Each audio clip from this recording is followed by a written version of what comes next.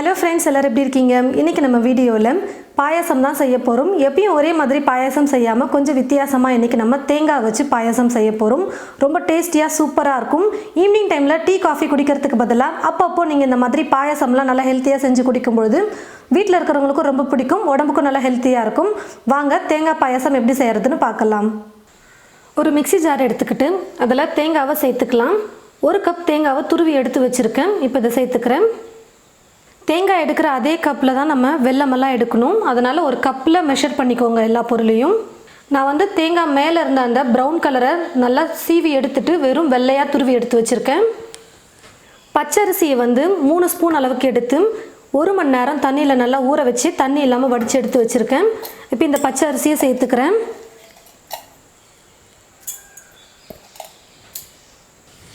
முதல்ல இது ரெண்டையும் கொஞ்சம் கொரகொரப்பாக அரைச்சி எடுத்துக்கலாம். ஓரளவுக்கு அரிசி தேங்காவை அரைச்சதுக்கப்புறமா தண்ணி கொஞ்சமாக சேர்த்து நல்லா நைஸாக நம்ம அரைச்சி எடுத்துக்கலாம். அரிசியும் தேங்காவும் நல்லா நைஸாக அரைப்படுற அளவுக்கு அரைச்சி எடுத்துக்கிட்டேன். ஸ்டவ்வை பற்ற வச்சுக்கிட்டு ஸ்டவ் மேலே ஒரு பாத்திரம் வச்சுருக்கேன். இப்போ இந்த பாத்திரத்தில் அரைச்சி வச்சுருக்கிற விழுதை சேர்த்துக்கிறேன்.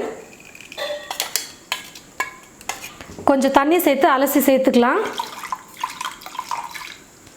அரிசி சேர்த்துருக்கிறதுனால நல்லா வேகணும் அரிசி, அதனால் கொஞ்சம் தண்ணி சேர்த்து வேக விட்டுக்கலாம். ரொம்ப தண்ணி சேர்க்க வேணாம், ஏன்னு பார்த்தீங்கன்னா நம்ம வெல்லத்தை வேறு கரைச்சி சேர்க்கணும். அதனால் இப்போவே அதிகமாக தண்ணி சேர்த்துட்டிங்கன்னா வெள்ளை கரைசல் சேர்க்கும் போது ரொம்ப தண்ணி ஆகிடும் பாயசம். கொஞ்சம் கெட்டியாகவே இருக்கிற மாதிரி தண்ணி சேர்த்துக்கோங்க.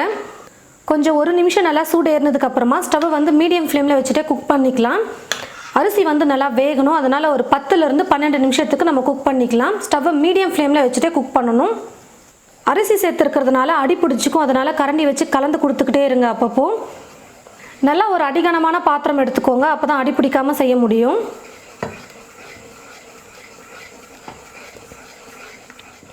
பாருங்கள் ஃப்ரெண்ட்ஸ், நான் 12 நிமிஷத்துக்கு நல்லா குக் பண்ணிக்கிட்டேன்.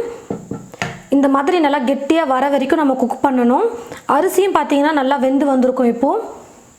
இப்போ இந்த பாத்திரத்தை எடுத்து வச்சுட்டு நம்ம வெள்ளை கரைசல் ரெடி பண்ணிக்கலாம். ஸ்டவ்வை பற்ற வச்சுக்கிட்டு ஸ்டவ் மேலே ஒரு பாத்திரம் வச்சுருக்கேன். இப்போ இந்த பாத்திரத்தில் வெல்லம் சேர்த்துக்கலாம். தேங்காய் எடுத்த அதே கப்பில் 1.5 கப் அளவுக்கு நான் வெல்லத்தை துருவி சேர்த்துக்கிறேன். வெல்லம் கரையிறதுக்காக நான் தண்ணி 1.5 கப் சேர்த்துக்கிறேன். வெல்லத்தில் தூசியெல்லாம் இருக்குன்றதுனால நம்ம வெல்லத்தை கரைச்சி வடிகட்டி சேர்த்துக்கலாம். 2 பக்கம் ஸ்டவ்வாக இருந்தால் நீங்கள் நம்ம ரெடி பண்ணியிருந்த அந்த தேங்காய் அரிசி இருக்குது பாருங்கள், அதை ஆஃப் பண்ணாமல் ஸ்டவ்வை லோ ஃப்ளேமில் வச்சுட்டு ஒரு பக்கம் குக் பண்ணிக்கிட்டு வெள்ளை கரைசலை நீங்கள் கரைச்சி எடுத்துக்கோங்க. இது சிங்கிள் ஸ்டவ்ன்றதுனால நான் எடுத்து வச்சுட்டு நான் இப்போ வெல்லத்தை கரைச்சிக்கிறேன். வெல்லம் நல்லா கரைஞ்சதுக்கப்புறமா இதை எடுத்துகிட்டு இந்த தேங்காய் அரிசி பாத்திரத்தை இது மேலே வச்சுக்கலாம். இப்போ வெள்ளை கரைசலை வடிகட்டிக்கலாம். ஸ்டவ்வை லோ ஃப்ளேமில் வச்சுட்டே குக் பண்ணிக்கலாம், எல்லாத்தையும் சேர்த்து மிக்ஸ் பண்ணுற வரைக்கும்.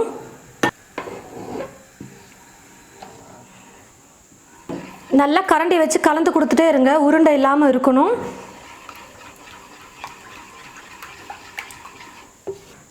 இது கூடவே 1 சிட்டிகை அளவுக்கு ஏலக்காய் தூள் சேர்த்துக்கிறேன். 1/2 கப் காய வச்ச பால் சேர்த்துக்கிறேன். நீங்கள் பால் அதிகமாக இருக்கணும்னு நினச்சிங்கன்னா நீங்கள் 1 கப் கூட சேர்த்துக்கலாம். வெல்லம் கரைக்கும் போது தண்ணியை கம்மி பண்ணிக்கோங்க. அப்போது ஸ்டவ்வை லோ ஃப்ளேமில் வச்சுட்டு நல்லா கைவிடாமல் கலந்து கொடுத்துக்கிட்டே இருங்க.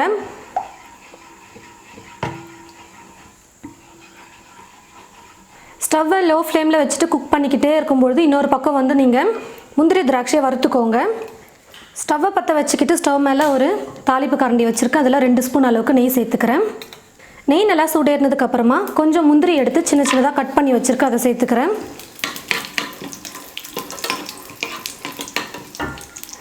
முந்திரி ஓரளவுக்கு வறுபட்டதும் திராட்சை சேர்த்துக்கிறேன்.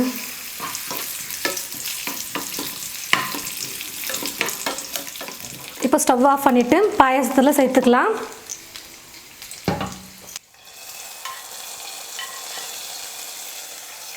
ஒரு கைப்பிடி அளவுக்கு தேங்காய் துருவி வச்சுருக்கேன், அதை சேர்த்துக்கிறேன்.